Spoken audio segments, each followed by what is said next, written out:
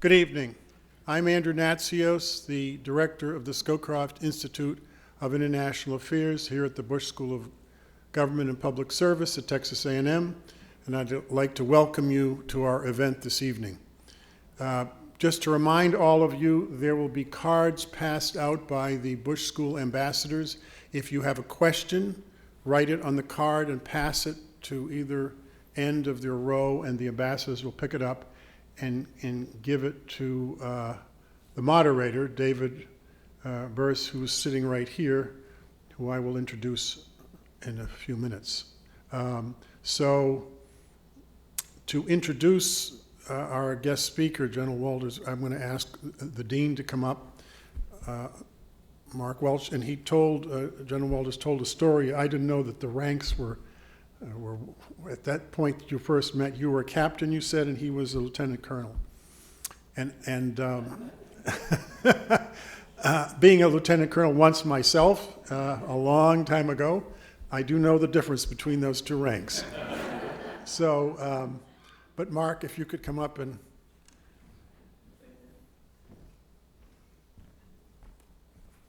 Howdy. And thanks for being here tonight with us. I really appreciate you taking the time to join us. I think you're going to enjoy this. Welcome to the Annenberg Presidential Conference Center. Welcome to the Bush Center. And welcome to the Bush School. It's really good to have you here. And thanks to Andrew and the Scowcroft Institute for hosting this evening's event. And a special thanks to our speaker, and more importantly, to his beautiful wife, Charlene. Charlene, would you stand up so everybody can see you, for being here with us tonight.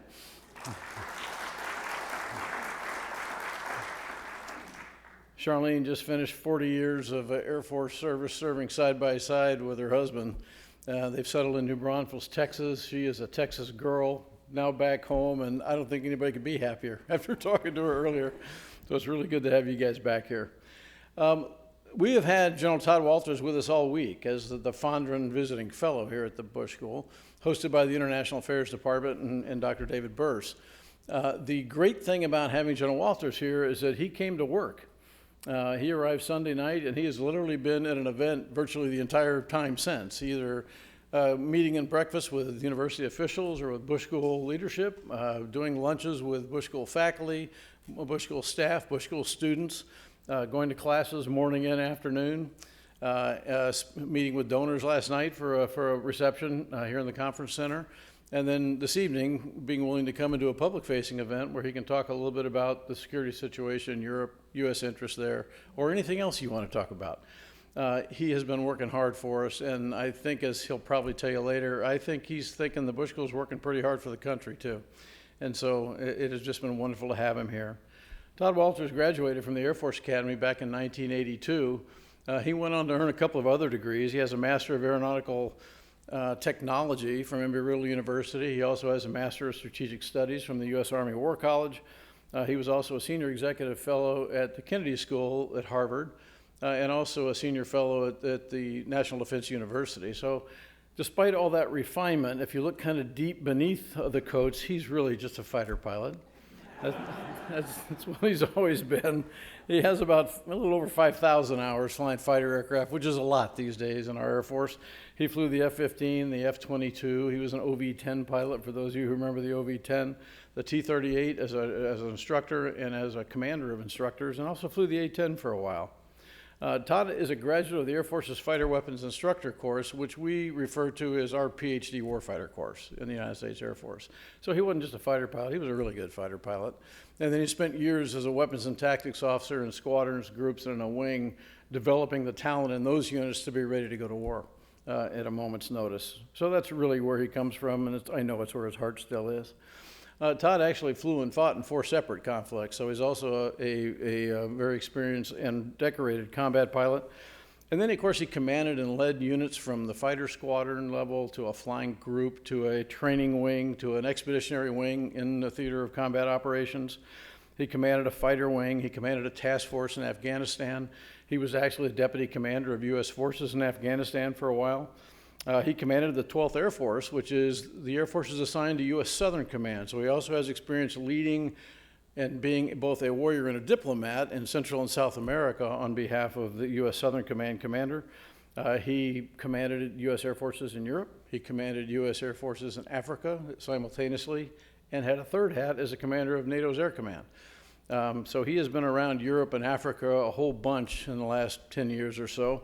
And then, of course, most recently, he served as the as the commander of U.S. European Command and the Supreme Allied Commander Europe, where he led all NATO military operations and also was responsible for relations with the NATO organization specifically on behalf of the United States of America and also with the 51 countries of Europe. So he's been a pretty busy guy for the last few years. There's some other things that we haven't talked a lot this week about Todd that make him a very interesting speaker and a great person to have a conversation with because he's done some other things that I think are significant. For example, he was the Director of Operations for Air Force Space Command. So he's also experienced in the space mission area, probably has some thoughts on the new Space Force.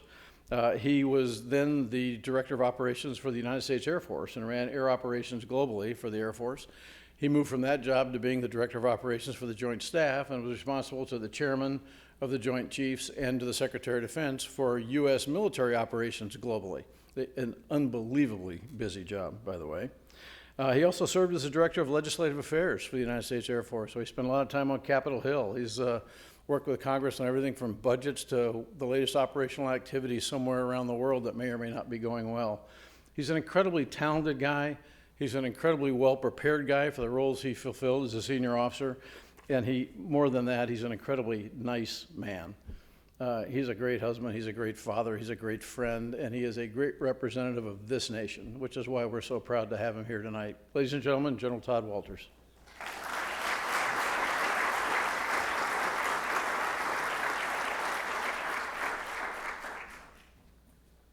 Well, let me start out with the appropriate thanks to each and every one of you for taking the time to be here. Andrew, thanks so much for setting this up, and to Dean Welsh. Half of what he said, he facilitated, he orchestrated, and I will forever be in debt for his great servant leadership. I have had the time of my life. I know a little bit about Texas A&M.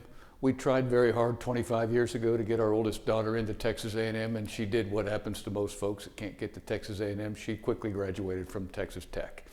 And 15 years later, in a somber moment during the holidays, we looked at Sandra and said, Sandra, now that it's all said and done and you're married and you have 4 beautiful kids, and when you look back, aren't you glad that you took the path that you did and you ultimately went to Texas Tech? And we, Charlene and I, were fully convinced that her response would be absolutely. Her response was, no, Dad, I still wanted to go to A&M. It's been fabulous. I'm ready to go back and re-enlist in the United States Department of Defense and try to do something someplace, and that's been energized as a result of having the opportunity to work exchanges with your students. And what has been so remarkable is the left and right limits of their understanding and the vertical limits. It's just huge. They approach problems from a global perspective at a minimum, and many of them come at it from a universal perspective, and it is really, really needed for the future. And I contend for what is going to continue to be a scratchy 21st century.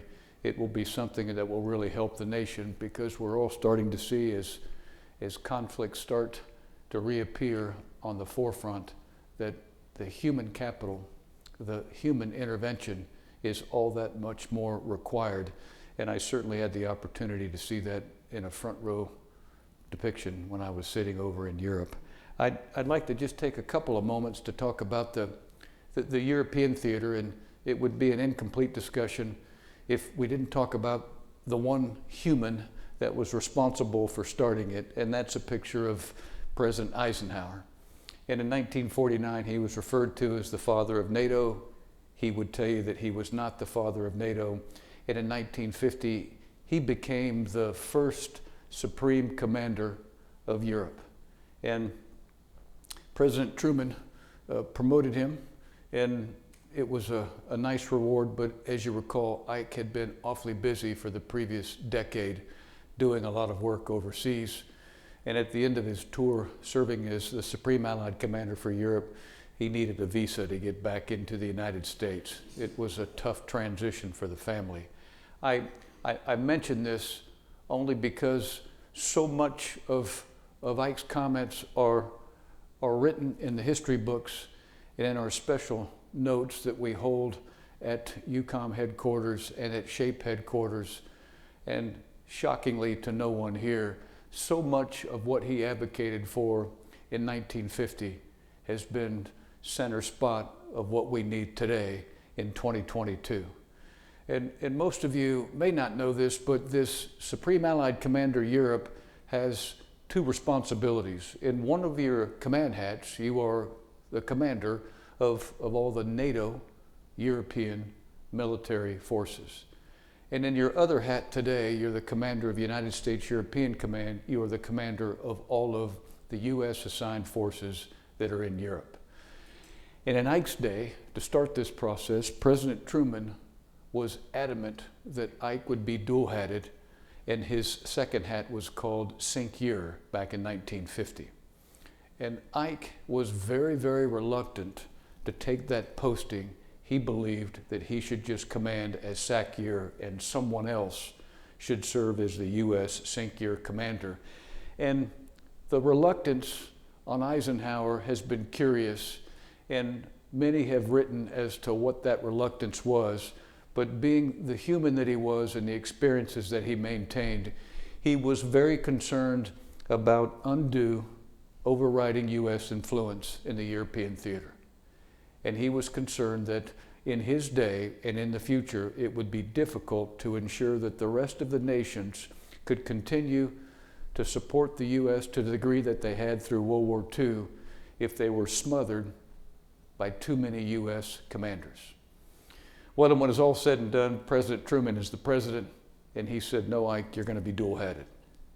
And because of the historical understanding of the follow-on SACEURs after Eisenhower, I think we've been very sensitive to this one issue.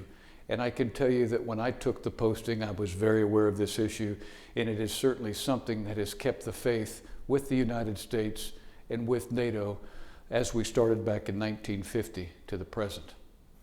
Ike was a fiery human being. And if you take a look at his facial expressions in that picture, you can imagine that when you got on Ike's bad side, there was some serious work to be done to make sure that you could get back on his good side. He was a speed freak. He was nearly kicked out of the United States Army for his displeasure that he displayed in public for the lack of speed of the U.S. Army tank. He literally was almost passed over for lieutenant colonel, and his issue was, I like the tank like everybody else, but it's not fast enough. It must be faster. Everything must be faster. He's also a think and act human being. And the last word that I'll throw out that Ike was very, very cognizant of, it was readiness. And if you take a listen to what the SACEURs have all pronounced in their military campaigns from 1950 to the present, Todd Wolters included, I talk about speed and posture, and I talk about readiness, and I talk about thinking, and I talk about acting, and I bake it into every aspect of all the things that we are attempting to do to generate peace in the European theater and do what NATO is supposed to do, which is to be a defensive alliance and stick to its value set. And the last thing I'll leave you with is Ike taught us very much the importance of values. And he was very, very pronounced at ensuring that each and every time that his forces were working plans or his forces were embracing operations, activity, and investments, if it wasn't connected to the value system of the nations that represent NATO and the United States, it was wrong. And when we talk about good order and discipline in the United States military and the militaries of Europe, this thing called values is incredibly important if you're attempting to keep the peace as a defensive alliance called NATO. On this slide, you can see a series of rectangles that have some nifty words in it. And these words best represent the uniqueness of the European continent. And I would suspect that most of you probably look at those and you're not very surprised. But I would tell you the one question that I'm often asked when we talk about this slide and why it's presented is, okay, Wolters, now that you've shown me 6 rectangles, which one of those is most important? And You would think that it varies depending upon the situation, and as we've embraced scenarios from 2019 to 2022, you might think that one of those is a little bit more desirous to be in front than the others. And when it's all said and done, I've come to the conclusion that overwhelmingly in the lower left-hand corner, the cradle of democratic values is. And I've struggled with that proclamation. And I hope that I'm not biased as a result of Eisenhower's influence. But the more we responded as a NATO entity, as we got deeper and deeper into a crisis approaching a conflict, the more we needed to remind ourselves of the importance of the value system that we protect. And as we look at this diagram, we can quickly ascertain that there's a responsibility that Europe has from a global perspective. And with those attributes, and with those numbers of citizens, Europe bears a responsibility to be a global leader when it comes to generating greater peace on planet Earth. And I believe that NATO has done a good job over the course of the last 10 years in accepting that moniker and taking on that responsibility. Hence, as many of you have seen and as many of the students have pointed out to me over the course of the last several days, Europe is responsible for making conditions better on the ground in the Middle East, Africa, North America, and now extending into the Indo-Pacific. And with these attributes, and with the 51 to 54 nations that we typically claim that exist in Europe, they do have to accept that responsibility. And NATO is, with each passing day, doing a better job of stating that they're willing to strap that one on and continue to work it. It's a big, big deal. And as you take a look at these attributes and you take a look at the current trajectory of NATO, and you take a look at why it has been successful, certainly for the last several years, and with the potential accession very, very soon of Sweden and Finland, another signal of success, when it's all said and done, the best attribute that we can point to signify why that success is occurring is our value system. And I must tell you, that's why this week has been so exciting for me, because Texas A&M is just different than most places in the United States and on planet Earth. There's not a human being here that doesn't get it when it comes to this concept. And as we start to get closer and closer to where we are proclaiming that there are other nation states that are threats, we're going to be in the business of making sure that our human capital is at the forefront of making the key decisions about what we do next and what our responses are to ensure that we can better generate peace. NATO's had some great journeys, and they've had a lot of challenges, and the word NATO is very, very interesting because it means so many things to so many different people. NATO last produced a NATO military strategy in the 60s. And the newest NATO military strategy wasn't signed and sealed and delivered until 2019. And when you say that, and when you're somebody that's been wearing the uniform and others that have worn the uniform, your first comment to yourself when you begin to take on the role as SACEUR is, hey, what were these other guys doing? Why didn't they put together a NATO military strategy? And of course, the person I replaced was a wonderful 4-star Army general named Mike Scaparrotti, and I had been serving under his command for the previous 3 years. And I found out about this NATO military strategy thing in 2017. And I was just smart enough to walk up to General Scaparrotti in an appropriate fashion and say, hey, sir, I'm just curious about this NATO military strategy thing.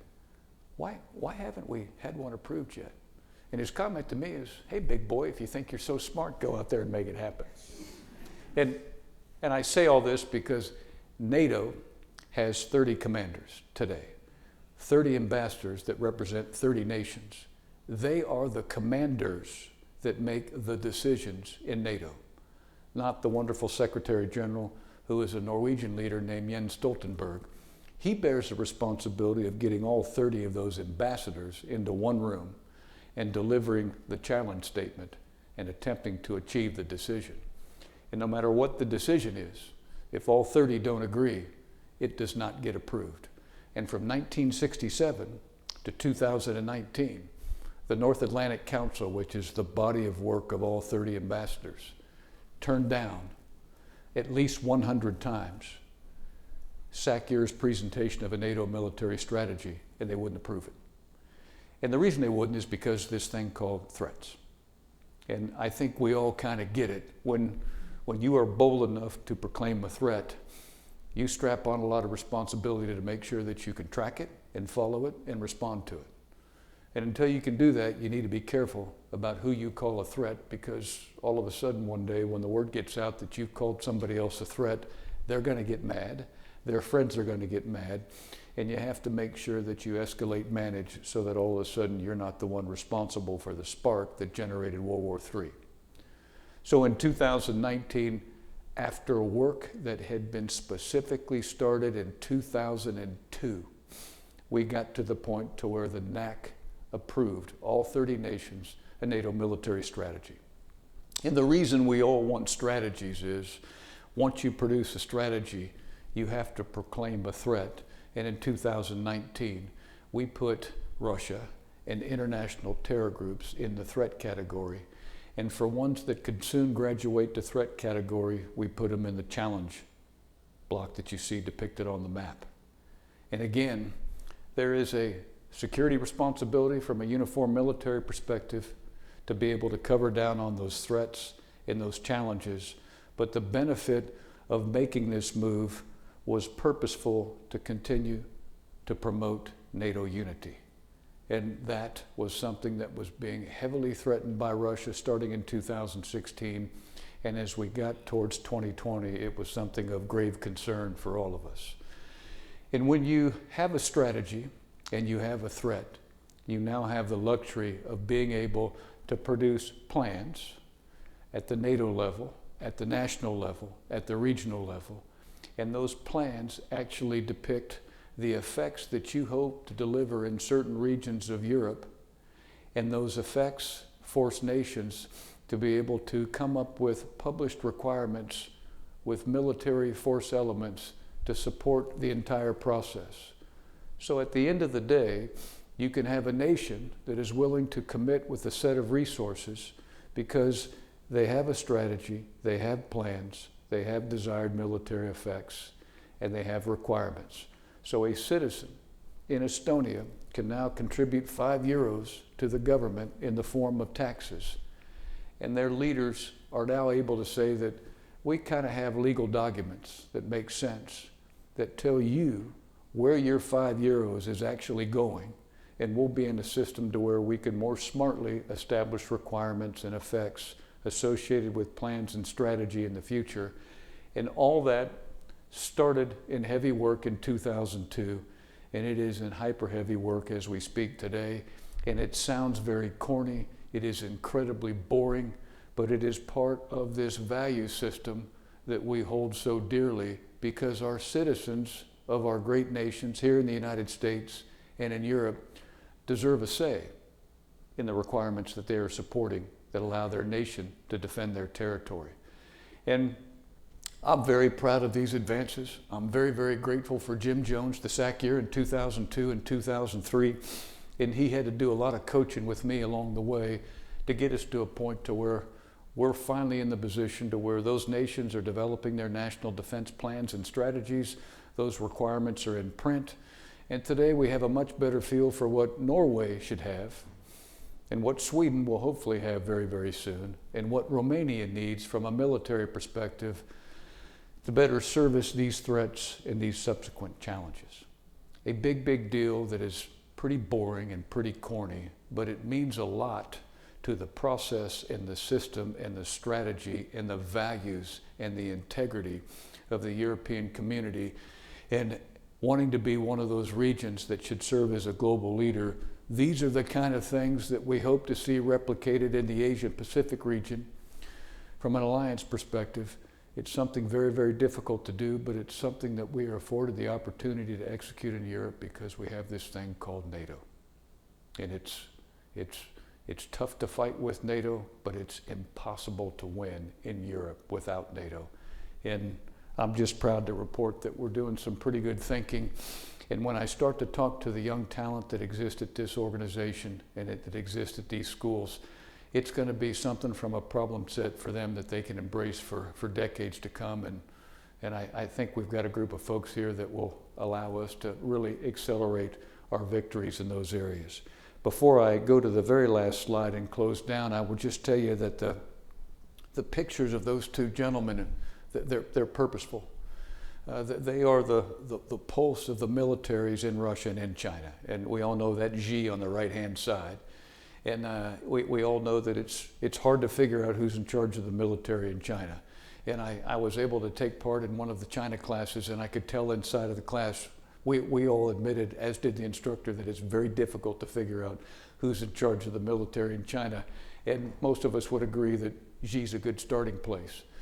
But in the 21st century, if your target, when you go against a threat, starts anywhere shy of the human leader of that military capital, you're probably making a mistake, which is one more indication that 21st century warfare isn't a whole heck of a lot different from previous warfares in previous centuries. People matter, and they persuade heavily. And I'll just close with this chart, which is probably a little bit too military. It is just a chart made by a retired military officer, me. There's a couple of priorities that exist at the 12 o'clock position, and those were basically the priorities at an unclassified level that SACEUR and US EUCOM had before we had the Russia-Ukraine invasion.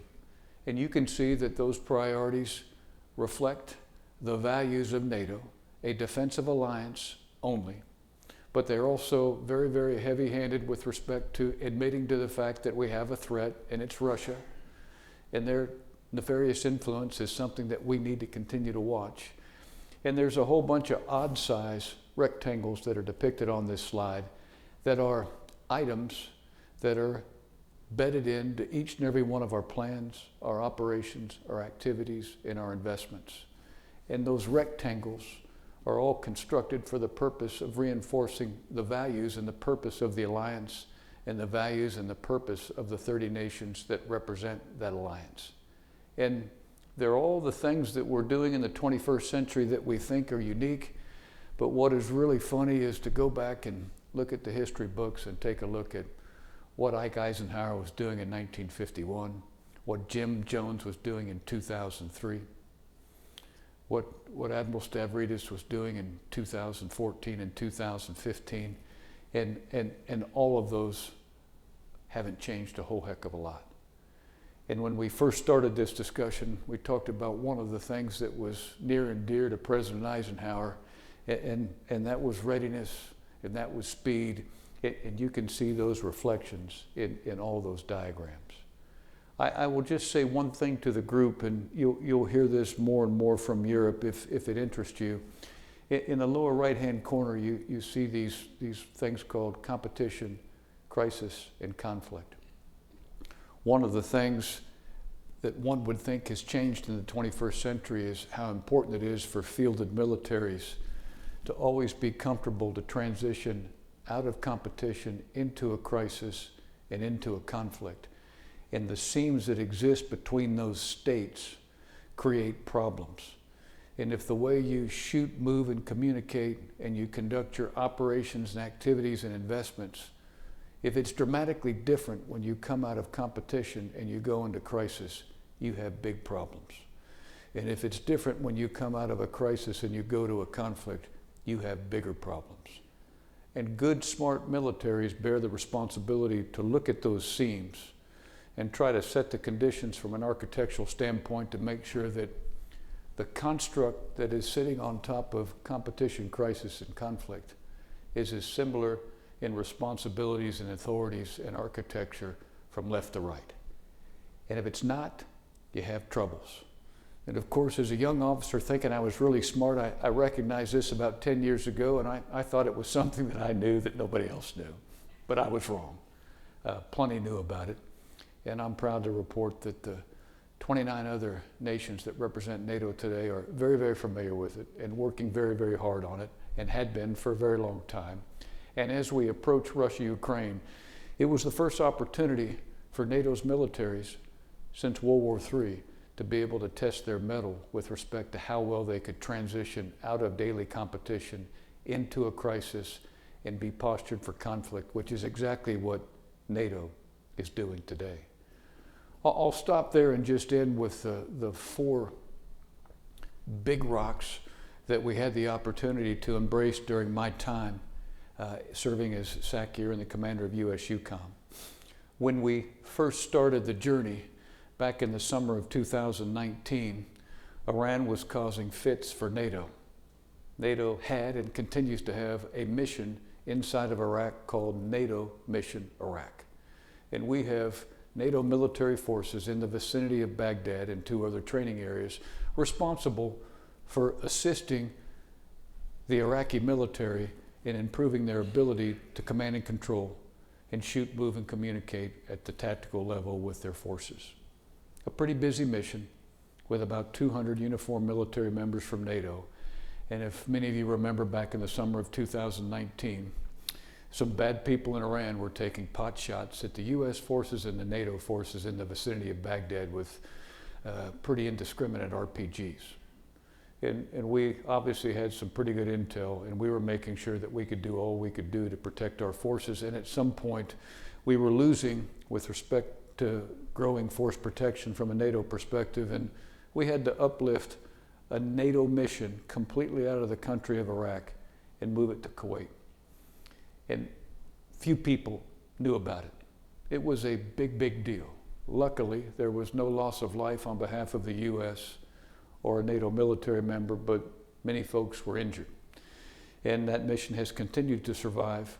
In a 60-day period, I learned about 10 years worth of what to do when you get into a position to where a crisis is on you, and before you know it, you're on the verge of a conflict with a little old nation called Iran, and you happen to be the European commander sitting in Mons, Belgium. Interesting times. The second big event started with the Afghan pullout of NATO mission and of the United States in all of Afghanistan. And as that started, simultaneous with it was COVID. So simultaneously, you had a military force in Europe whose number one goal was to ensure that the pandemic COVID didn't transform into a security crisis. And we all know there's only a million different ways that somebody can use the COVID experience as an excuse to invade somebody else and start something very, very nefarious. And the nations did a very, very good job of working that issue simultaneously with bringing down the NATO mission in Afghanistan and the US mission in Afghanistan. A fairly contentious set of times. And I'm proud to report from a COVID perspective, our European partners handled themselves in great, great fashion. In particular, the nerve center of the start of COVID in Europe was in Italy, and they just did a fantastic job of doing all the smart things that they possibly could to minimize their pandemic from transforming into a security crisis. And we in the United States were smart enough to learn some lessons from what they were doing, and they in Italy were certainly smart enough to learn some lessons from what we were doing as the pandemic continued to morph into some other avenues.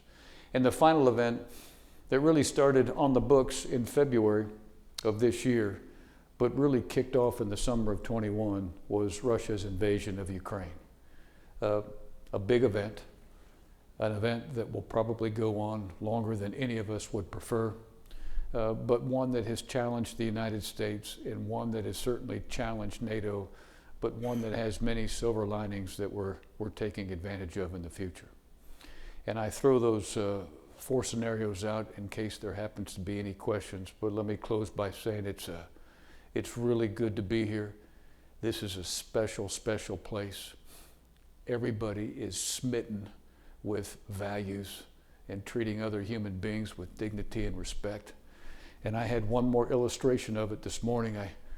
I woke up not very early, and I took a spin down to the little fitness center that's at the hotel over here. And after I was done, I was walking down the hallway, and a mother and her 5-year-old daughter came out of the room, and they were walking in the opposite direction, and they had Texas A&M stuff on. And I saw the mom, and I said, "Hi, ma'am, how you doing?" And she said, "I'm doing great." And her daughter was right behind her, and she was holding 70-ounce styrofoam cup from 7-Eleven of what probably was a big Diet Coke, and she had those little 5-year-old hands on both sides of it, and I thought that the 70-ounce styrofoam cup was bigger than the girl herself. And I looked at the young lady, and she looked sharp, and she looked up to me, and she said, "Howdy," and she took one of her paws off of that 70-ounce styrofoam cup, and I thought the thing was going to fall on the ground, but her other paw was holding it in perfect fashion, like only a 5-year-old girl can. And she looked at me and gave me a thumbs up and said, "Giga Maggies."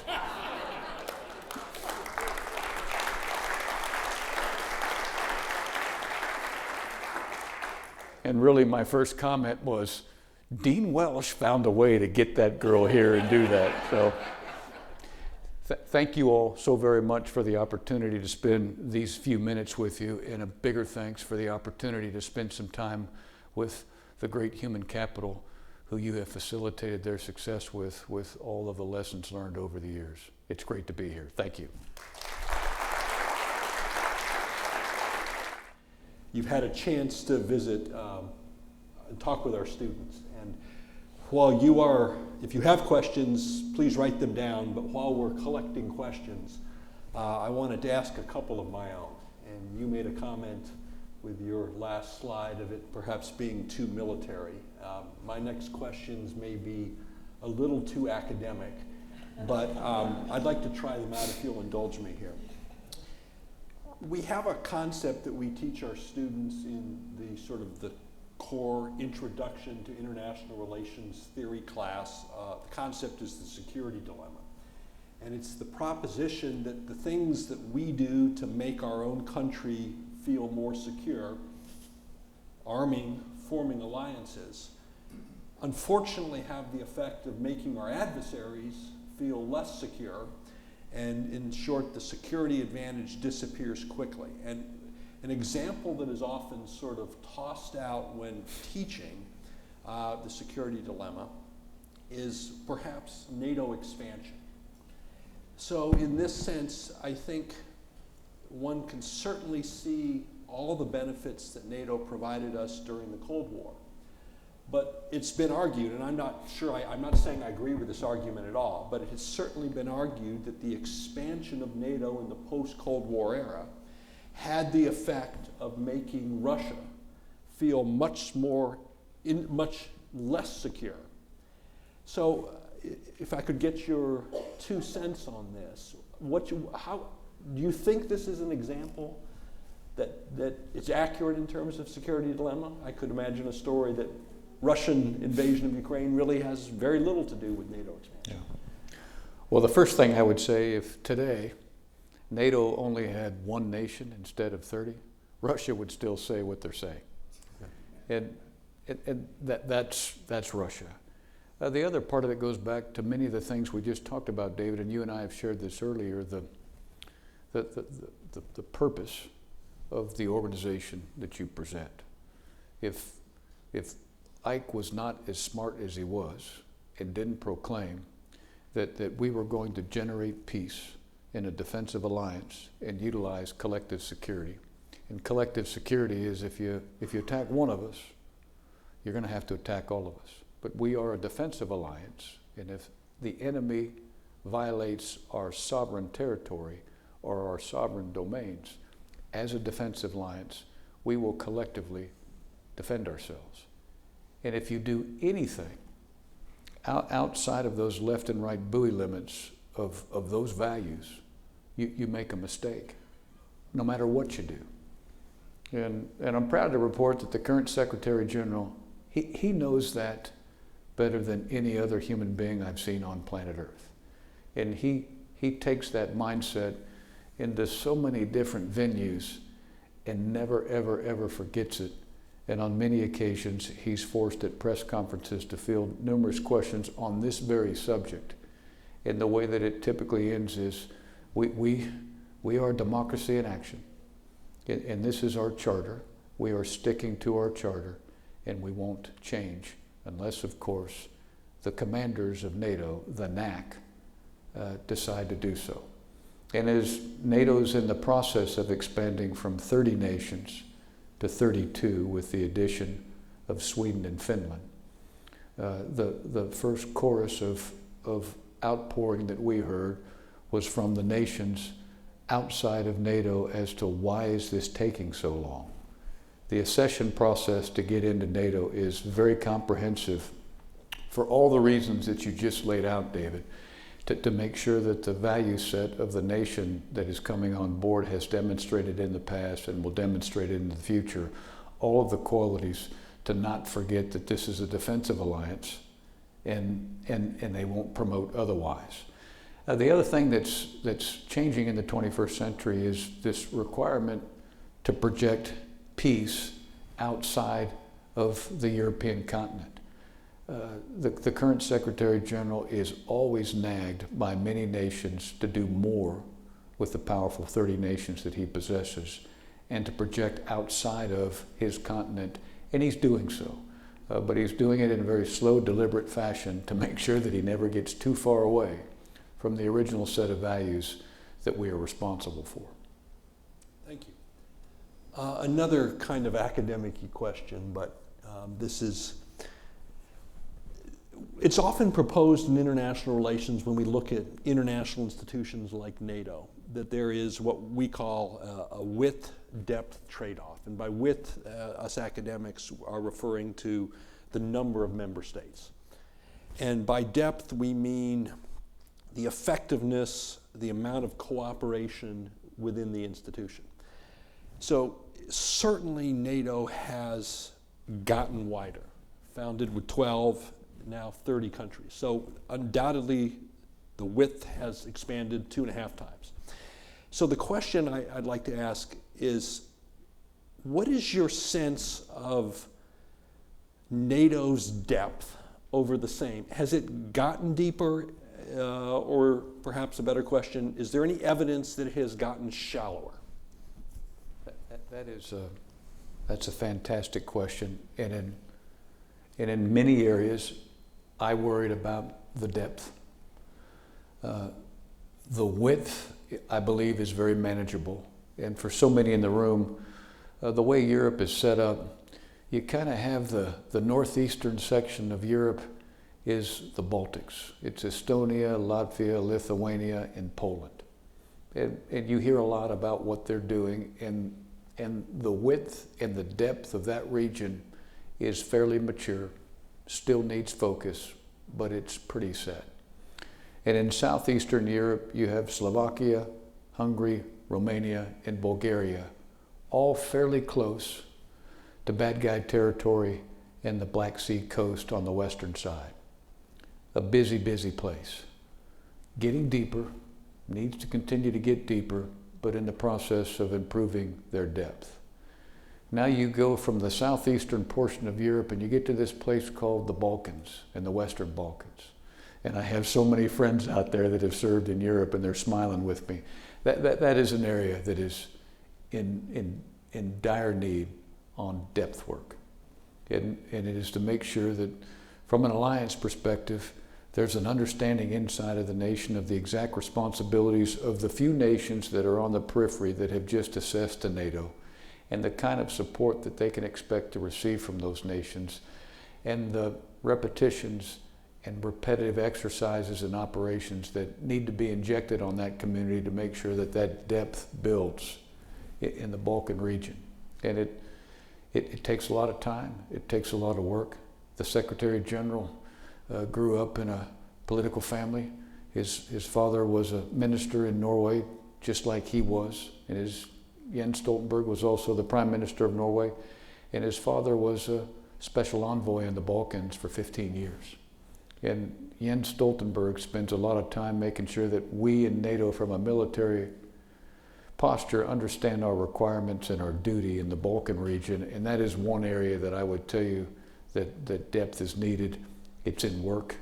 We have North Macedonia and Albania, who are relatively new nations of NATO. They're working very, very hard to contribute on the periphery, but this is an area of concern. And it just goes back to the operations, activities, and investments that are currently being conducted and the ones that need to continue to be conducted. And all those reps and sets of exercises build greater depth, and that's where we're working. Thank you. If you bring in questions, okay. Because I will keep asking. I have lots and lots. If I could ask a little bit about the accession of Sweden and Finland. I mean, these are countries clearly in our value set. But of course, we've got to extend the collective security guarantee. So can you say a little bit more about what these two countries offer to NATO? I know what NATO offers to them, but. Well, first they offer a bridge to achieving greater depth in the Arctic region. They've been incredibly cooperative with the NATO nations for many years, as you all know, Sweden and Finland. But now that you're part of an alliance, there will be an additional responsibility to probably power project with their military forces in some spots on planet Earth that they may not be overly excited about. And those kinds of areas are the kinds of areas that when the NAC goes to deliberate about the ultimate accession of those two nations, those are the scratchy areas that the NAC will look at and pick at to make sure that Sweden and Finland are in agreement about the depth that they need to work on and their ability to power project areas that they have expressed opinions about in the past that they're not so excited to engage in. But we're very, very excited about Sweden and Finland because they've been great actors on the global security front for many years. As a military person, their fielded armies, their maritime forces, and their air forces are very proficient, not overly big, but very, very capable and very, very lethal. So we're excited about this. It's not going to happen tomorrow. At the end of the day, as I said, all 30 nations, all 30 of those ambassadors, all 30 have to give a thumbs up. And as you can imagine, the reason that the accession hasn't occurred up to this point is we're really not even ready to convene the NAC to have that discussion because there's a lot of territory out there that still needs to be plowed. And it goes back to some of the items that I just alluded to. One more question about the potential expanded width of NATO. Georgia and of course Ukraine are aspiring countries. Can you say much about what you think about eventual member status for those two? Just in line with what we've talked about, this corny subject called values, the cradle of democratic values, the NAC and those ambassadors are smart folks, and they'll go back a long ways to find incidents where those values were violated. And that will become a conversation piece, and until there's a compromise and an agreement that that incident that may have occurred a month ago or a year ago or a decade ago is worthy of overlooking, and the value adherence that those nations continue to show in the future is ironclad. And we all know that nations all have scratchy spots in their past. But the severity and the recency and the impact that those incidents that could have occurred a fair while of time ago and where they currently sit in the minds of those 30 nations is critical. And until all of those get resolved, you still have a ways to go. And I'm very excited for all that Georgia is doing as Partners for Peace, and as they've joined the accession protocol, the number of times that their nation has engaged, the number of times that they've hosted, all of that comes into play for the accession protocol. The number of times that they've been willing to embrace a difficult discussion about incidents in their past in the public domain, all of that is taken for note. And again, at the end of the day, it's the ambassadors that comprise the NAC that will make that decision. It is a protocol that is established in the charter, and it's got a couple of skinny sentences inside of one thin paragraph that describe what they have to do, and it's got volumes and volumes of books beneath it on precisely what the protocols are. And when you go see it for the first time, you go to that aha moment where you go, oh, now I know why it really takes a long time. It's a very comprehensive process for all the right reasons. I'm going to ask a couple questions from the audience, and I think the audience is quite interested in perhaps your assessment of the war in Ukraine. So one of the questions here concerns Russia's partial mobilization, and whether you think Russia will be able to integrate these newly mobilized conscripts. Well, the first concern I have for Russia is this thing called integration. We've watched the invasion start, and through a Western set of lenses, we had a thought in our brain that Russia's integration would be fairly well coordinated just from a air-land standpoint, because we in NATO and we in the United States are very familiar with air-land integration. It's been around since World War II, and we've made some fairly pronounced gains. And when we were in a little bit of a kumbaya with Russia in the 90s, we actually participated in some exercises where we allowed the Russians to be observers, specifically focusing on air-land integration. So when the invasion started, we were astounded at the lack of expertise and proficiency in their performance in just air-land integration. And that is with the troops that they had who had pretty decent training in Russian terms. So now you go to a conscription force of folks that are pulled off the streets, and if you sense that their air-land integration performance is going to get any sharper, I doubt it. And that's certainly a concern for the Ukrainians, because a lack of proficiency on behalf of Russia from air-land integration brings in less precision with respect to their ability to target, which brings in more civilian casualties, which is very, very bad, which brings in escalation management concerns, and we need to be prepared for what takes place in the event that they're too hasty bringing the conscripts in. And I think even this morning in our intelligence news, we saw that Russia has dramatically slowed down the flow of those troops in. Number one, I don't think they have the troops that they said that they have. And number two, they certainly haven't met their training thresholds to go forward. And number three, the morale of the troops going forward is probably a little bit less than superlative. And all those are certainly concerns for the Russian generals that are in charge of ultimately answering back to President Putin why we're not seeing the success that Putin expects to see. So I think we've got a long ways to go, and we have to be prepared as a NATO force and prepared as the United States for poor performance on behalf of those conscripts, and be prepared to respond to the branches and sequels of bad activities that could occur on behalf of Russia as a result of more poor performance on their part. A question about negotiations to end the war in Ukraine. President Macron stated that Ukrainian president must initiate peace talks with Russia in order to end the war. Does NATO share this view that negotiations are necessary? I can't speak for NATO right now. I will say that President Macron is an influential leader in Europe. He's very, very smart.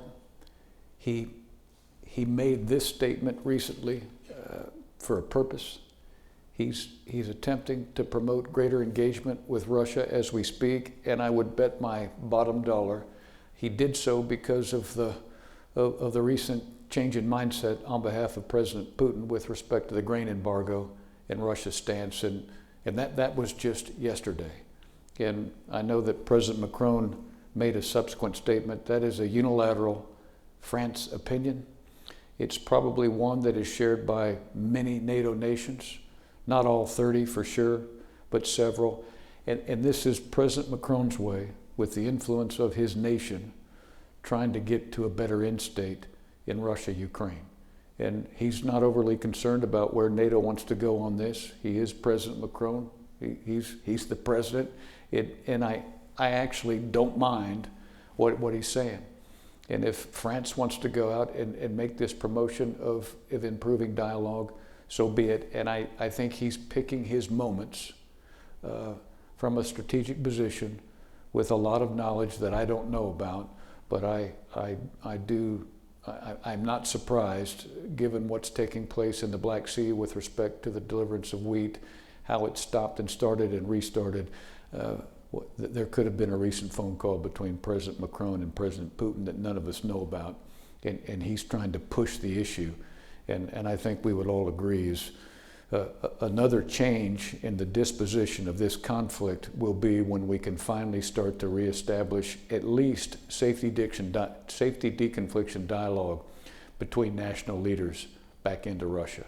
It's another logical step that cooler heads may be prevailing. I doubt that we're there, but I think that's what President Macron is attempting to energize with the recent statement. Another question from the audience that was about ending the war with negotiations, but another way to potentially end the war is militarily. So the question here is, would it be possible for the United States and NATO to significantly, threefold or more, increase the supply of artillery and tanks to Ukraine? Again, it's always possible, but it's by, with, and through the host nation of Ukraine. So there's only so much bandwidth that Ukraine possesses. We have lines of communication and lines of transportation and lines of access getting into the country via road and rail. We have to have nations on the periphery who are in agreement to cooperate with the transference of those pallets and carts and howitzers and planes and RPAs. It's a big hurdle, but if the Ukrainian military can't absorb those resources and adequately take those resources and act favorably for their military campaign, too much going in too soon becomes a liability. And we have to be very, very careful with it. And I think all of us saw in the last 24 hours, our own U.S. Congress is very, very concerned about this. As they should, they're watching what the United States military and what the militaries that represent NATO and other countries are delivering to Ukraine. And this issue comes to the forefront. You just don't want to put a whole bunch of ammo and howitzers into Kyiv and have it sit there and become a target for the Russians, or heaven forbid, become something that the Russians take. And now we've just found a way to unnecessarily supply an enemy when we thought we were supplying a friend. And this is having no knowledge of the specifics that are taking place in the country right now. But if we're going to make this decision, it has to be by, with, and through the accepting nation. And I think they bear the responsibility to prove to us that they've got the bandwidth to be able to receive the goods, produce the desired effect in the battle space with those goods, and then sustain those goods and protect those goods for the future. And that's where you start to get into problems if you don't coordinate appropriately with Ukraine and you start thinking through your lenses but not theirs. Okay, a somewhat complicated question, I think, but it's one that looks kind of interesting to me. How winter might change how this war is proceeding. I could imagine perhaps the cold ground in the winter favoring the Ukrainian military, which is now engaged in offensive operations to recover lost territory. On the other hand, the cold puts a lot of energy pressure on the West and perhaps makes the West much more willing to talk than to fight. What's your read of how the winter might change things on the battlefield? I retired and moved to Texas because it's hot in the summertime. I love the heat. And for so many soldiers in the audience, cold, harsh ground is a beast for everybody. And at some point, cold, harsh ground turns into wet, swampy ground when the weather changes on the other side of the winter.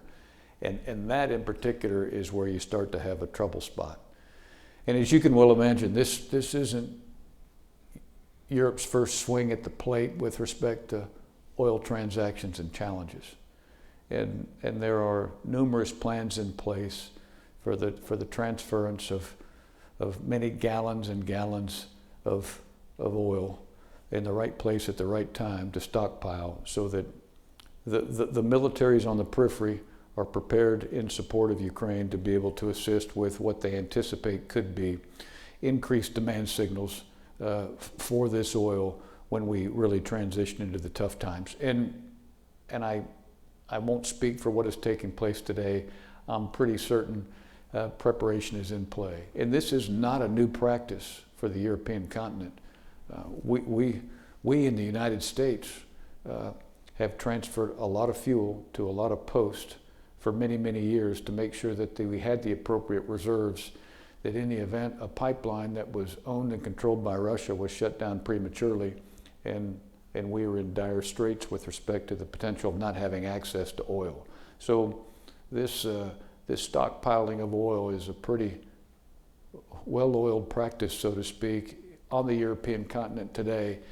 And I'm fairly convinced that the problem set that we anticipate that we will be challenged with for the Ukrainian armed forces is in heavy work. I'm not saying that we're not going to have some difficulties. I think we are. But I like the intellect of our planners more so than I do the Russian planners, based off what we've seen. And I trust that we'll do a pretty nifty job of assisting our Ukrainian armed forces, even in this tough oil situation that I anticipate, that we've all anticipated we'll probably be in. That's the best I have on that one. Thank you. Thank you. I think we have time for one more. So slight change of subject, but looking back, what is some advice you would tell your younger self? Hardball question to conclude. Well, that's a Yeah, no, it's just tougher than it sounds. time is the only resource that you can't manipulate. And young Todd Wolters, get over it. There's 24 hours in a day, and you gotta understand that the clock keeps ticking. And I say that just because I loved every second of my service in the cloth of the United States Air Force. I worked for the greatest people on planet Earth. They taught me a ton. They were always willing to coach me. They taught me how important it was to coach other human beings. And they really taught me how important it was to treat other human beings with dignity and respect all the time. And I wouldn't change a thing. And because they taught me so well, I wanted 28 hours in a day to try to get more done. And you just have to acquiesce to the fact that the big guy in the sky only gives you 24 hours in a day. So learn to deal with it a little bit more properly next time, Wolters. That's all I can say about that. Thank you very much.